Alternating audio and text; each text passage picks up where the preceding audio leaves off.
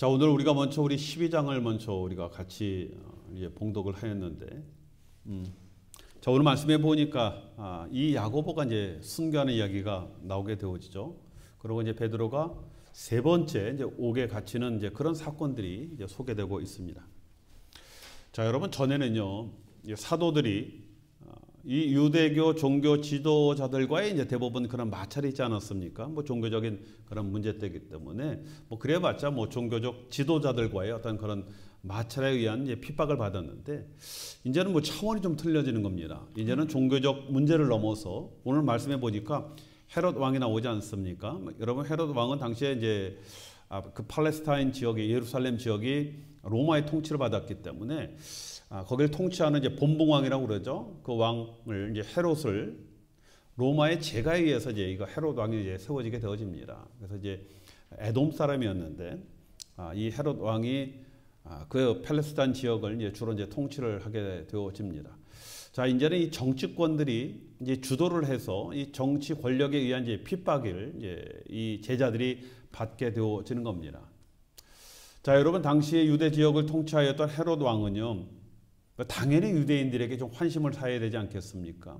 뭐 헤롯 왕의 정통 그 유대인 출신이 아니고 이방인 출신이거든요. 그러다 보니까 당연히 유대인들에게 이제 좀 유대인들이 기뻐하는 것을 무엇을 할까라는 그런 생각을 통해서 이제 한번 야고보를 잡아다가 이제 죽이게 되어집니다. 순교하게 되어지죠.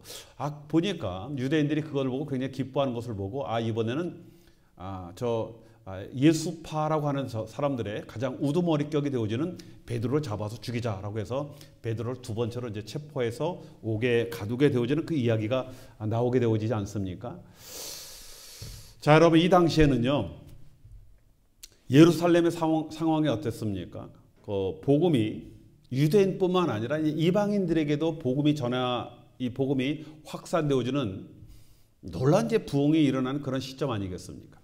자, 오늘 말씀 13장에 보면요, 이방 지역이었던 안디옥에도 교회가 세워졌고, 그 안디옥 교회가 막 선교사를 파송하려는, 뭐 이제 막 개척되지 얼마 되지 않는 교회가 뭐 이거 자립 정도가 아니라 이제는 선교사를 파송하려고 하는, 그렇게 부흥되어지는 그런 상황이었거든요. 뭐 사람들이 생각할 때 이제 뭔가 하나님의 은혜가 꿈틀거리는 그런 상황, 그렇죠?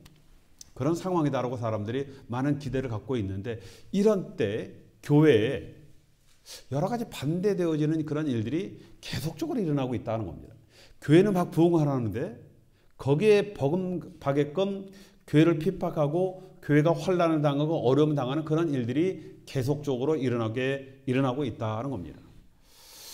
자, 여러분, 어쩌면 우리는요, 이런 것들에 우리의 이 고개가 좀 갈등되지 않겠습니까? 이거 하나님 일을 하는데 왜 자꾸만 이런 어려운 일들이 생길까? 그렇죠? 자, 여러분, 그런데 여러분, 교회에 이런 일이 일어나는 것은 당연한 일입니다. 물론 이제 교회는 다양한 사람들이 모여 있으니까 뭐 여러 가지 일들이 당연히 일어나게 되어지죠. 더구나 하나님의 역사가 일어나는 그런 살아있는 교회는요, 당연히 사단이 공격하게 되어지고, 또 사탄이 공격을 하게 되어지면 그냥 공격으로 끝나는 것이 아니라 이것을 대처하기 위한 하나님의 역사가 또 일어나게 되어지는 겁니다.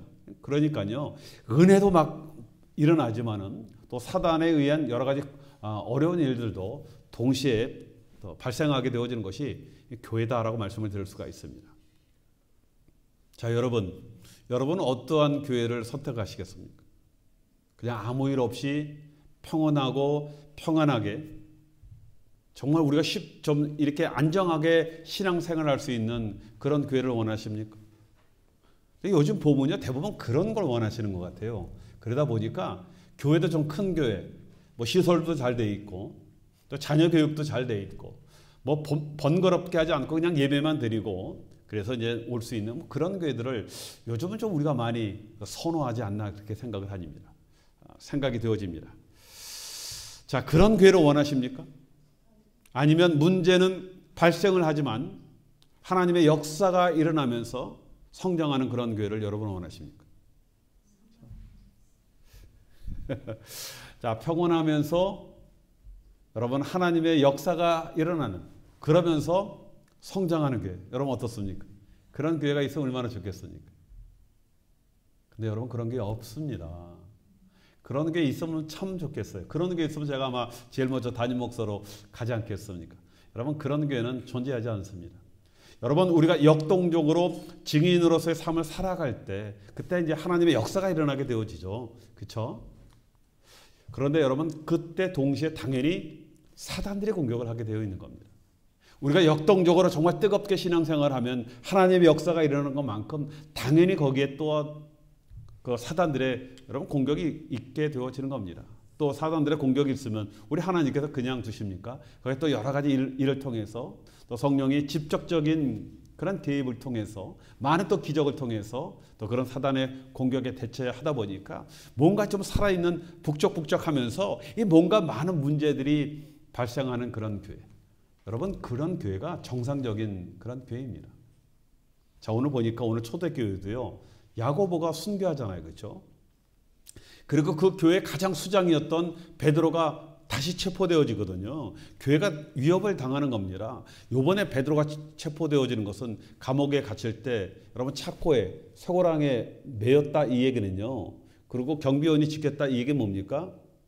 그냥 사형당한다 그 얘기입니다. 그 베드로가 탈옥되어졌다라는 보고가 되었을 때 그걸 지켰던 사람이 대신 죽거든요. 여러분 사형수를 로마 병사가 지키다가 그 사형수가 탈옥하잖아요. 그러면 지킨 그 병사가 죽게 되어 있습니다.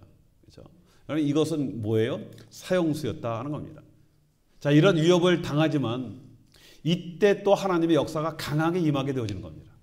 자, 오늘 말씀해 보니까 하나님께서 천사를 보내주셔서 베드로를 옥에서 이제 구출을 하시거든요. 옥문이 저절로 열리고 뭐 소리도 없이 열렸겠죠. 뭐 소리 나면 주변에 있는 지키는 병사들이 끼었을 텐데 소리도 없이 열리면서 베드로가 옥을 나가게 되어지는 그런 사건들이 소개되고 있습니다. 자, 그런데 보면요, 베드로는 기적적으로 살아나잖아요, 그렇죠? 야고보는 어떻게 됩니까? 죽게 되어지거든요. 자, 여러분 사람들이 볼 때 똑같이 주의 일을 하는데 왜 누구는 살고 누구는 죽냐 뭐 그런 뭔가 이게 좀 서운한 그런 마음이 들지 않겠습니까? 그렇죠? 근데 저는 그렇게 봅니다. 지금 우리가 이렇게 보니까 좀 시간이 지나서 이렇게 보니까 차라리 천국 간 야고보가 더 행복하지 않았습니까? 그렇죠? 더 행복한 거예요. 자, 우리 중심적인 생각이 아니라 하나님의 뜻이 이루어지는 것이 중요하지 않습니까? 우리의 시각으로 보는 것이 아니라 여러분 우리가 조금 더 시간 지나고 좀 멀리 이렇게 보면요. 아, 이게 더 좋고 이것이 하나님의 뜻이었다는 것을 우리가 깨닫게 되어지는 겁니다. 여러분 베드로도 나중에 순교를 해요. 십자가 달려 돌아가시죠. 우리 주님께서 전설에 의하면 바로 돌아가셨는데 내가 어떻게 바로 돌아가겠냐, 난 거꾸로 죽겠다라고 해서 뭐 거꾸로 순교하셨다라는 뭐 그런 전설이 있습니다. 자, 여러분 그래도 우리가 15장에 보면 베드로에 의해서 기독교 선교 역사에 중요한 결정을 하게 되어진다라고 말씀을 드렸죠. 그렇죠? 베드로가 결정적인 역할을 하게 되어져요. 아마 이것 때문에 뭐 여러 가지 뭐 상황을 보면 베드로가 죽게 되었지만은 또 하나님이 그를 또 살리시지 않나라고 생각이 되어지는 겁니다. 자, 여러분 누구는 먼저 죽고 누구는 나중 죽고 우리에게 이게 중요하지 않죠? 여러분 우리에게 중요한 것이 무엇입니까? 우리는 사는 것도 주를 위해 사는 것이고요. 뭐 죽는 것도 주를 위해 죽는 것 아니겠습니까? 그렇죠? 좀 우리가 일찍 가고 좀 늦게 가고 뭐 그런 차이가 있다고 뭐 그것이 우리 인생에 뭐 크다는 문제가 있는 것은 아니거든요. 자, 여러분 사도 바울도요. 고린도후서 5장 9절 말씀에 보면 이렇게 말씀을 하셨습니다. 우리는 거하든지 떠나든지 주를 기쁘시게 하는 자가 되기를 힘쓰노라라고 말씀을 하셨습니다. 그렇죠? 주를 기쁘시게 함에 힘쓰는 자가 되어야 할 것을 말씀을 하시는 겁니다. 하나님의 영광을 위해 살아야 할 것을 말씀을 하시는 겁니다. 자, 여러분 이런 복잡한 그런 시점들, 하나님의 은혜가 있으면서도 많은 실험과 고난과 어려움이 있는 이것이 막 일어난 이런 시점에서도 오늘 13장 말씀에 보니까 바울의 첫 번째 선교 여행이 시작이 되게 되어진다라는 겁니다. 자, 여러분 우리는요 이렇게 어려운 상황 아니겠습니까? 뭐 사도들이 뭐 죽어나가고 옥에 갇히고 뭐 이런 정말 긴박한 이런 상황에 무슨 선교를 하려고 하느냐라는 그런 생각을 가질 수 있잖아요. 먼저 이곳의 상황이 수습되고 또 좀 안정이 되어야 그래야 뭐 우리가 뭐 선교를 하든 전도들을 하든 뭐 그런 상황이 아니냐라는 그런 반문이 나올 수 있지 않습니까? 자, 여러분, 그런데 여러분, 그거보다 더 중요한 것이 뭡니까? 바로 복음을 전하는 것이라는 겁니다. 자, 여러분, 사단이 이런 여러 가지 어려운 문제를 만드는 것은요, 다른 것이 아니라 바로 이 복음 전해지는 것을 막기 위해 이런 일들을 일으키고 있기 때문에 그렇습니다. 자, 그래서 어떤 일 때문에 야, 이것 때문에 우리가 이 문제를 수습하자라고 해서 수습하기 위해서 복음 전하는 것이 만약에 중단이 되어진다든지 교회가 증인으로서의 그런 역할이 여러분 멈춰지게 되어진다면은 그것이 바로 사단의 계략에 넘어가게 되어지는 겁니다. 이것이 사단이 원하는 거예요. 자, 여러분, 때로는 이런 사단의 공격에 여러분 교회들이 정말 무기력할 때가 있죠. 우리가 할 수 있는 것이 무엇입니까? 어떻게 보면 무기력하게 보이는 기도밖에 할 수 없다라는 그런 상황이 있지 않습니까? 참 그것 때문에 우리가 때로는 조금 마음이 위축될 때도 있습니다. 자, 여러분, 그러나 세상의 어떤 권세도 하나님의 권능을 가로막을 수는 없거든요. 하나님께서 작정하시고 하나님 섭리대로 움직이시겠다라는 것은 그런 막을 수가 없습니다. 우리의 가장 강력한 힘은 뭡니까? 그래서 그 하나님의 권능을 입는 것이죠. 그 권능을 입는 것은 바로 기도이기 때문에 여러분, 기도는 가장 무기력한 우리의 어떤 일이 아니라 우리에게 가장 강력한 또 하나님께서 강력하게 개입하게 하시는 그런 일이 바로 기도다라는 겁니다. 자, 그래서 우리가 그런 어려움과 고난이 왔을 때 제일 먼저 우리가 해야 할 것은 하나님 앞에 기도하는 겁니다. 자, 성도들이 그렇게 여러분 기도할 때 하나님은 옥에 갇혀 있는 그 베드로의 그 쇠고랑을 차고 있는데 그 족쇄를 푸신 것 아니겠습니까? 자, 그리고 많은 사람들을 죽이게 하고 교만해 했던 그 헤롯이 여러분 그 자리에서 하루아침에 죽게 되어지는 겁니다. 자, 여러분, 역사가였던 요세푸스에 의하면요, 지금 막 나오는 이 헤롯, 이 아그리파 1세 아니겠습니까? 이 아그리파 1세는요, 그 예수님이 유아 시절 때 그 예수님을 유아 살해하려고 했던 그 헤롯 이름을 우리가 이제 대헤롯 그렇게 얘기하지 않습니까? 그 헤롯의 손자 되어지는 그런 사람입니다. 이 사람은 참 그 취미가 참 고상한 게 아니라 좀 유별납니다. 옷이 어떤 옷이요? 은으로 장식되어 있는 그런 옷을 입어요. 뭐 지금 말하는 이거 반짝이 옷 같은 거 아니겠습니까? 이 은을 옷에 잔뜩 달아 있으니까 아침 해가 빛나면 어떻게 돼요? 이게 번쩍번쩍 빛나는 거예요. 그러니까 사람이 그냥 뭐 번쩍번쩍 빛나니까 뭐 대단하지 않겠습니까? 뭐 당시에 뭐 사람들이 순박하니까 그 모습을 보고 그 헤롯 왕 보고 뭐 신이라고 부르면서 환호를 했는데 이 헤롯이 얼마나 교만했는지 뭐 자기가 뭐 정말 뭐가 되는 것 같이 이렇게 그 교만을 떨다가 결국 죽게 되어지는 그런 일들이 소개되고 있습니다. 여러분, 아무리 세상에 권세를 부려도요, 뭐 세상에 다 가진 것 가져 있다 하더라도요, 여러분, 하나님이 작정하시면 한순간에 모든 권세를 내려놓아야 하는 겁니다. 자, 그런데 이러한 상황에서도 오늘 말씀 24절에 보니까 이런 환난과 핍박이 있음에도 불구하고 하나님의 말씀은 흥왕하여 더하더라라고 나와 있어요. 그렇죠? 이것이 여러분 본 모습이에요. 교회의 본 모습입니다. 또 이것이 여러분 사도행전이 우리에게 좀 이 전하고 가리키고 또 지향하는 어떤 그런 아주 중요한 그런 주제가 되어진다라고 말씀을 드릴 수가 있습니다. 여러분, 도리어 사람들은 늘어나고 교회가 부흥되게 되어지는 거예요. 많은 문제가 있고 또 많은 고난이 있고 뭐 이것 때문에 사람들 간에 뭐 갑론을관 옥신각신 이야기가 있지만 그럼에도 불구하고 교회는 부흥하게 되었다라고 말씀을 하고 있습니다. 자, 여러분, 오늘 여러분과 말씀을 나누려고 하는 것은 오늘 우리 13장에 보니까 이 안디옥 교회가 나오지 않습니까? 그렇죠? 자, 여러분, 이 안디옥 교회는 예루살렘 교회 다음에 세운 그 최초의 이방 지역 교회입니다. 예루살렘 교회가 유대인의 교회였다라고 말씀을 드릴 수 있으면 여러분, 이 안디옥 교회는 이방을 위한 그런 교회다라고 말씀을 드릴 수가 있습니다. 자, 그리고 사도행전은 이러한 교회들이 계속 설립되어 가는 그런 역사를 기록하고 있는 거예요. 자, 여러분, 우리가 사도행전 그럼 뭐를 생각합니까? 그 성도들의 아름다운 그 초대 공동체 생각하잖아요. 그렇죠? 자기 재산을 팔아서 서로 사랑을 나누고 하나의 공동체로서 아름다운 그런 사랑을 나눴던 그런 교회다라고 생각하는데, 여러분, 사도행전의 가장 중요한 포커스는 거기가 아니에요. 그렇죠? 여러분, 사도행전의 포커스는요, 사람이 이 복음이 전파되어지고 많은 교회들이 세워져 나가는 것, 여기에 포커스가 있게 되어지는 겁니다. 교회가 세워지는 것은 성령이 가장 기뻐하는 그런 사역이었기 때문에 그렇습니다. 여러분, 지금도요, 교회가 필요한 지역에 계속적으로 설립되어야 하는 그 중요성을 말씀을 하고 있습니다. 어떤 분들은 그런 얘기해요. 여기 교회 있는데 또 세울 필요가 있겠습니까? 근데 여러분, 교회는 계속적으로 세워져 나가야 하는 겁니다. 자, 안디옥 교회는 이런 교회의 존재 목적을 우리에게 잘 보여주고 있는 거예요. 여러분, 교회의 목적은요, 영혼 구원에 있습니다. 다른 것이 아니에요. 교회는 영혼 구원의 그 목적이 있습니다. 이를 위해서 안디옥 교회가 제일 먼저 한 것이 무엇입니까? 물론 구제도 하였죠. 그리고 선교사를 파송하는 그런 일을 하였거든요.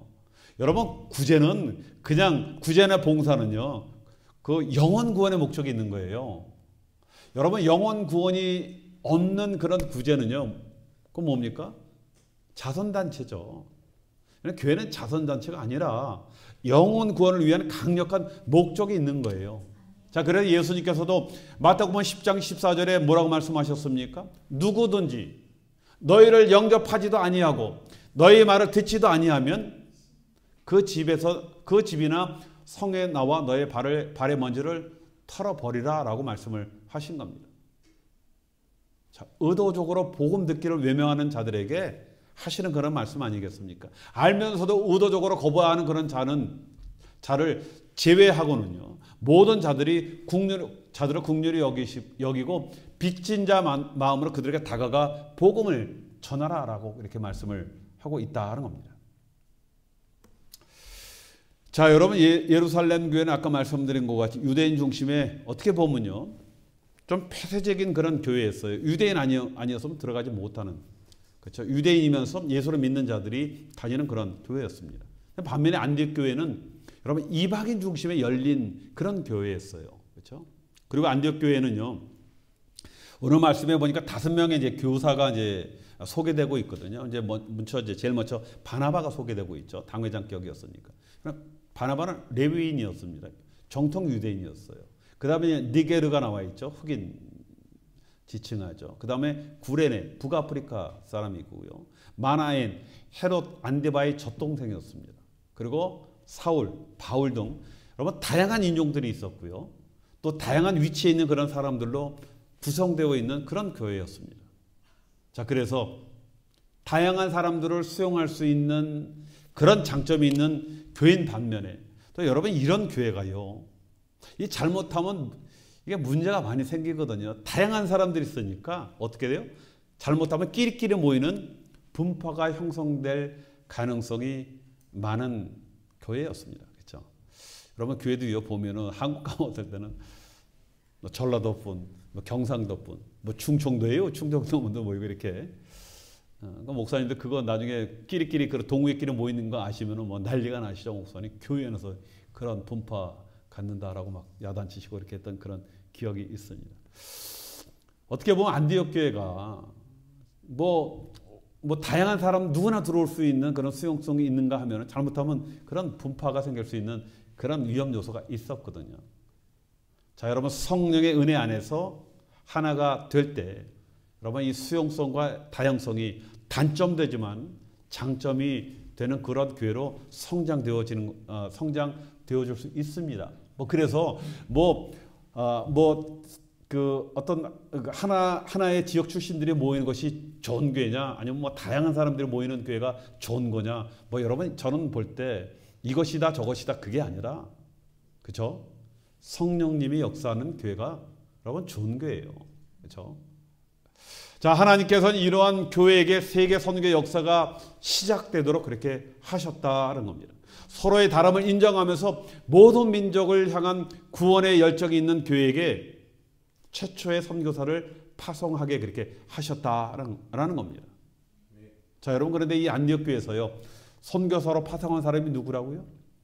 바울과 바나바였지 않습니까? 그럼 바나바는 누굽니까? 예루살렘 교회가 그 이방 지역에 안디옥 교회가 설립됐다라는 그런 소식을 듣고 담임 목사로 파송하신 담임 목사였거든요. 여러분, 바울은요, 다소라는 헬라 도시에서 중심 도시에서 성장한 그런 사람입니다. 또 유대 교육을 잘 받은 그런 사람이었거든요. 자, 그래서 그는 어떻게 보면 다양한 사람들을 수용할 수 있는 그런 인물이었습니다. 이방 교회에 아주 적합한 그런 목회자였기 때문에 바나바가 안디옥 교회에 협동, 공동 목회하기 위해서 초청하지 않습니까? 자, 그런데 여러분, 안디옥 교회가 어떻게 보면 이 당회장과 같은 이 중요한 두 분을 선교사로 안수하여서 파송을 한다는 겁니다. 그렇죠? 여러분, 이게 뭔 의미예요? 선교가요, 교회의 가장 중요한 목적이 되기 때문에 그렇습니다. 여러분, 어느 교회가 감히 가장 그 교회 유능한 사람들을 선교사로, 그것도 한 명도 아니고 2명 다 내보내려고 하겠습니까? 여러분, 그렇게 한다는 건 뭐예요? 교회에서 가장 중요한 것이 선교가 중요하기 때문에 그런 일들을 행하는 것 아니겠습니까? 자, 여러분, 그런데 선교는요, 열정만으로 되는 것이 아니에요. 제가 선교사 출신이기 때문에 가끔가다 이제 선교 집회를 많이 갔거든요. 그러면 우리 청년들이 그 뜨거운 마음에, 아, 선교사님, 저도 선교제 나가서 저 생명 바쳐서 열심히 사역하겠습니다. 제가 가서 뭐 도울 일 없습니까? 라고 묻거든요. 그럼 제가 묻거든요. 우리 청년 잘하는 게 뭐가 있습니까? 주특기가 뭡니까? 쭈삐쭈삐 그러고 말을 잘 못해요. 영어 잘하십니까? 글쎄, 영어는 잘. 뭐 컴퓨터 잘하십니까? 글쎄요, 뭐 잘. 뭐 운전 잘하십니까? 아직까지 면허증. 뭐 따면 되겠죠. 뭐 특별한 주특기가 없는 겁니다. 그렇죠? 뭐 가서 뭐 선교제 와서 뭐 하겠습니까? 제가 뭐 그 청년 뭐 돌볼 일이 있겠습니까? 그렇죠? 여러분, 선교제는 많은 준비와 자격이 필요하거든요. 여러분, 파송하는 교회나 파송하는 개인도 이런 준비와 자격이 정말 필요한 겁니다. 언어 준비해야 되죠. 문화 적응 준비해야 되죠. 어떤 전략과 전술을 잘 짜기 위한 많은 지식과 훈련을 받아야 되죠. 또 여러 가지 뭐 후원들 뭐 이런 것들이 잘 갖춰줘야 되지 않겠습니까? 뭐 이런 것들이 대단히 여러분 굉장히 필요하게 되어지는 겁니다. 자, 여러분, 하나님께서는요, 안디옥 교회 이런 특별한 특성을 갖고 있지 않습니까? 그렇죠? 이런 특별한 특성들을 통해서 유대인에서 이방인으로, 또 전도에서 선교의 사역으로 확대되게 그렇게 안디옥 교회를 사용을 여러분 하셨다는 겁니다. 자, 여러분, 이런 준비는요, 어쩌다 갑자기 되는 것이 아니거든요. 여러분, 이것은 성령의 하나님께서 오래전부터 미리 준비하시고 진행을 하신 것 아니겠습니까? 자, 여러분, 그래서 성령께서 주장하시는 그런 교회가 되기 위해서는 여러분, 선교하는 그런 교회가 되어야 하는 겁니다. 자, 여러분, 오늘 말씀에도 성령께서 강력하게 그 의지를 나타내시거든요. 어디에? 선교하는 데. 자, 그래 이렇게 말씀을 합니다. 내가 불러시키는 일을 위하여 라고 말씀하시고 바나바와 사울을 따로 세우라 이렇게 구체적으로 지시를 해서 그들에게 안수해서 선교사로 파송을 하게 하셨다는 겁니다. 누가요? 성령님께서. 그래서 담임 목사들이었던 바나바와 바울을 특별히 뽑아서 선교의 계획을 성령께서 친히 여러분 세우시게 되어지는 겁니다. 자, 여러분, 성령의 명령이 떨어지자 여러분, 안디옥 교회는 곧바로 순종하죠. 그렇죠? 뭐 누구 하나 뭐 거기에 대해서 뭐 토를 다는 사람이 없고 바로 교회가 금식하고 기도하고 안수하여 두 사람을 선교사로 파송했다라고 말씀을 하고 있습니다. 기도로 준비하고 또 안수하여서 선교사로 임명하여 여러분 파송을 한 겁니다. 뭐 대단한 게 아니겠습니까? 그렇죠? 담임 목사와 같은 그 두 사람을 선교사로 보내면서 교회가 전혀 요동이 없고 모든 준비를 잘 진행하는 거 볼 때요, 이 일꾼들과 성도들이 잘 훈련된 교회다라는 것을 우리가 알 수 있는 것 아니겠습니까? 자, 여러분, 한동안 한국교회에요, 제가 막 선교 훈련 받고 선교사로 파송할 때 이 한국교회가 이 선교에 정말 그 열정을 갖고 있었거든요. 어떻게 보면 이 선교가 유행과 같이 그렇게 막 이제 선교 붐이 일어났습니다. 그래서 교회마다 주보를 보면요, 선교사 이름이 없다라고 하면은 그 교회가 뭔가 유행에 뒤처져 있는 그런 감을 받을 정도로 많은 교회들이 선교에 정말 열심을 내었습니다.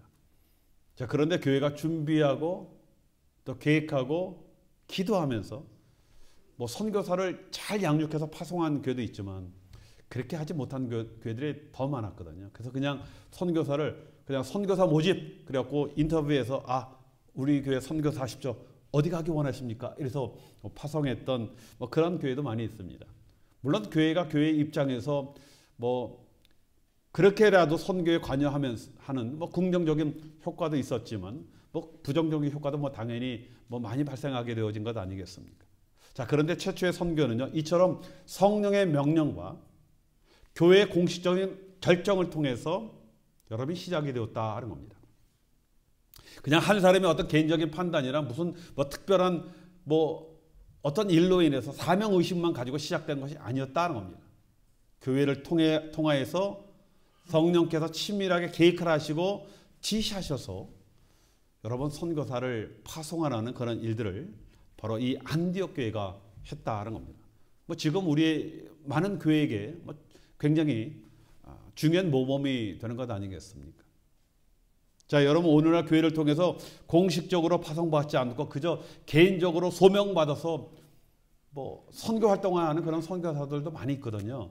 제가 선교지에 있다 보면 어느 교회 또 어느 단체 파송 받으셨습니까? 그러면요, 많은 분들이 제가 그냥 하나님 앞에 소명받고 그냥 와서 후원자들 모집하고 있습니다라는 그런 분들이 많이 있습니다. 물론 어쨌든 뭐 전파되는 것은 그리스도다라고 볼 때 뭐 나쁜 일이다 할 수는 없겠지만, 여러분, 조직과 뭐 체계적인 관리, 뭐 선교사 관리, 뭐 여러 가지 어떤 근본적인 문제도 발생하는 것은 여러분 사실이다 하는 겁니다.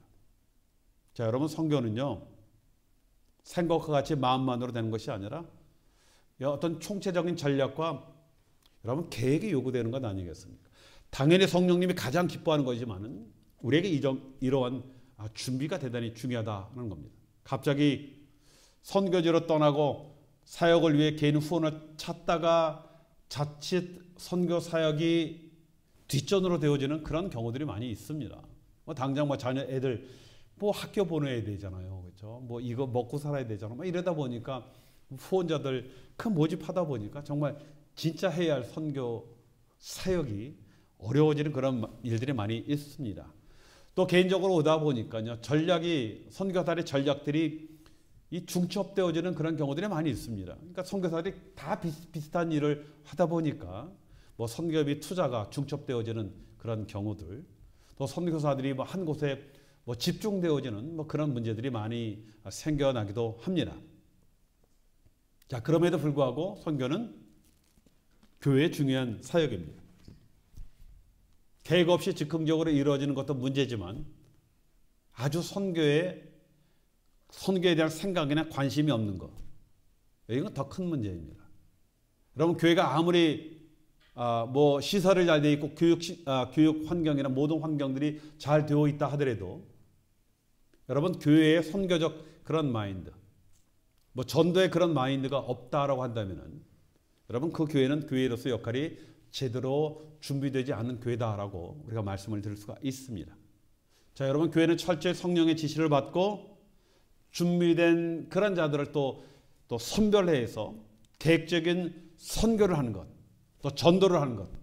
자, 이것이 대단히 중요한 것을 오늘 여러분 그 본문의 말씀을 통해서 우리에게 말씀을 하고 있습니다. 자, 왜 중요합니까? 성령님이 그렇게 하셨기 때문에. 그렇죠? 예루살렘 교회를 세우고 안디옥 교회를 세우고 바울과 바나바를 세우고 기도의 동역자와 후원자를 세워서 팀으로 떠나게 그렇게 성령님께서 하신 것 아니겠습니까?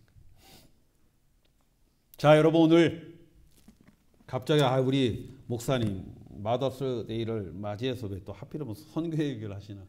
우리가 사도행전을 또 강론을 하다 보니까 오늘 또 그런 순서가 와서 여러분들에게 이 말씀을 했지만 굉장히 중요한 겁니다. 교회의 본질이 되어지기 때문에. 자, 우리도 이러한 사역을 위해 여러분 기도하며 준비할 필요가 있습니다. 그렇죠? 그래야 그 교회에 성령님이 역사를 하시는 겁니다. 우리의 생각이 영혼 구원에 있으면요 반드시 성령님이 역사하십니다. 자, 우리 모두 영혼 살리는 그런 선교와 전도의 사역으로서 자, 우리가 하나님 사역에 동역할 수 있는 것 아니겠습니까? 자, 이럴 때 우리 하나님이 기뻐하시고 또 우리의 가정과 또 우리의 기업 속에 하나님께서 개입하시고 역사를 하시게 되어지는 겁니다. 다시 한번 우리가 이 마음을 깨닫고 또 하나님 앞에 영광 돌리기 위해서 또 기도로 준비하고 다짐하는 저와 여러분이 되시길 주님의 이름으로 축원드리겠습니다.